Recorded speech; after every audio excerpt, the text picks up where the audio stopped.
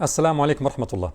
أيها الكرام، يهاجم أعداء الدين ومرضى القلوب مفهوم أهل الذمة في الإسلام، ويقولون لك هذا مفهوم غير حضاري. المفهوم الحضاري هو المواطنة، كل المواطنين لهم نفس الحقوق والواجبات، وليس هناك مواطنون درجة ثانية.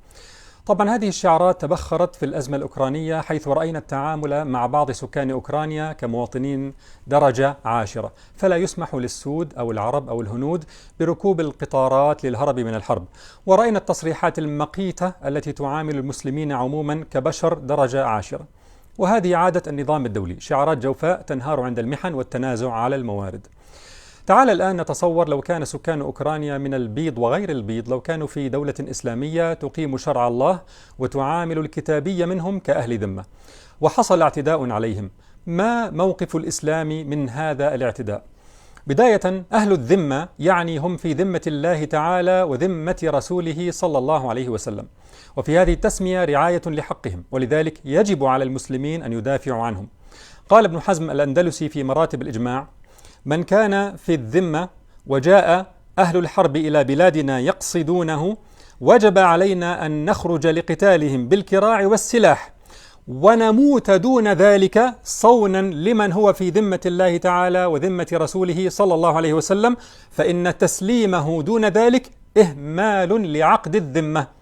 إذن يجب على المسلمين في النظام الإسلامي حماية هذا الذمي الذي ليس على دينهم، يهوديا كان أو نصرانيا، والدفاع عنه باستماتة ولو ماتوا دون ذلك، ويعتبر هذا جهادا عند الله تعالى. طيب إذا مات المسلم في هذا الدفاع عن الذمي، ما حكمه؟ ما جزاؤه؟ هو حينئذ شهيد، شهيد بحق، شهيد عند الله، مش شهيد المواطنة ولا شهيد الإنسانية، بل شهيد في سبيل الله.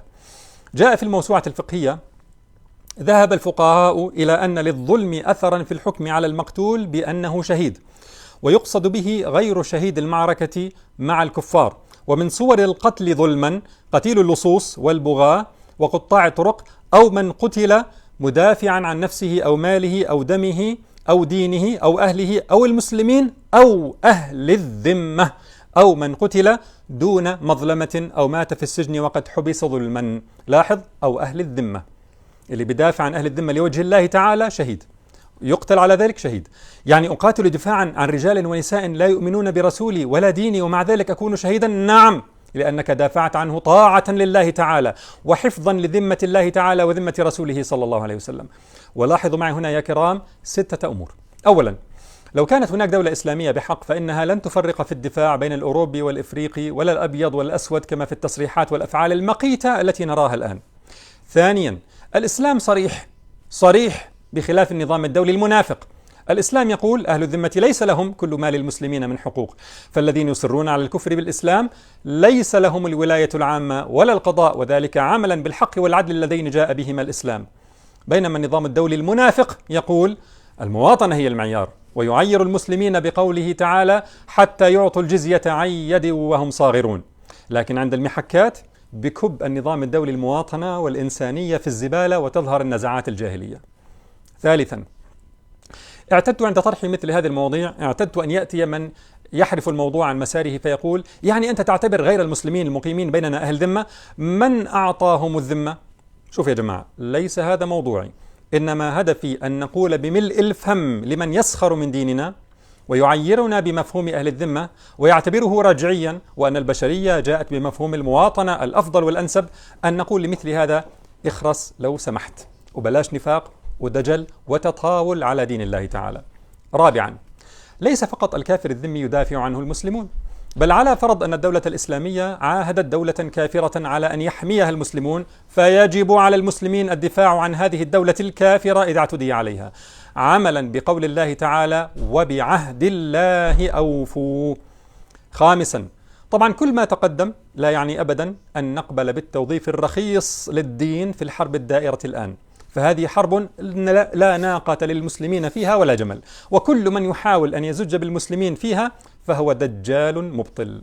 سادسا وأخيرا، في ظل مفهوم المواطنة الذي يشاع بين المسلمين والقائم على حدود وهمية وضعها المحتل بين بلادهم، تم ضرب مفهوم التناصر بين المسلمين ومفهوم حماية أهل الذمة والعهد.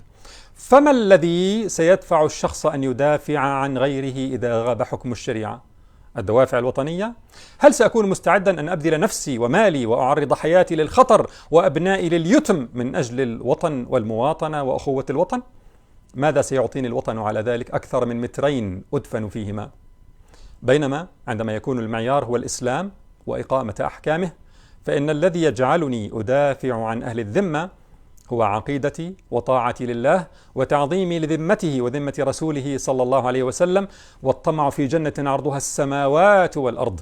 وحتى في مثل أوضاعنا الحالية وغياب الدولة المقيمة للشريعة، إذا ظلم إنسان من غير المسلمين فإني أدافع عنه إن استطعت تقربا إلى الله تعالى. فانظر بعد ذلك إلى الفرق، وأين يأمن حتى الكفار على أنفسهم أكثر عندما يكونون بين أسود يدافعون عنهم تقربا إلى الله، أم عندما يكون الدافع مفاهيم هلامية كالوطن والمواطنة؟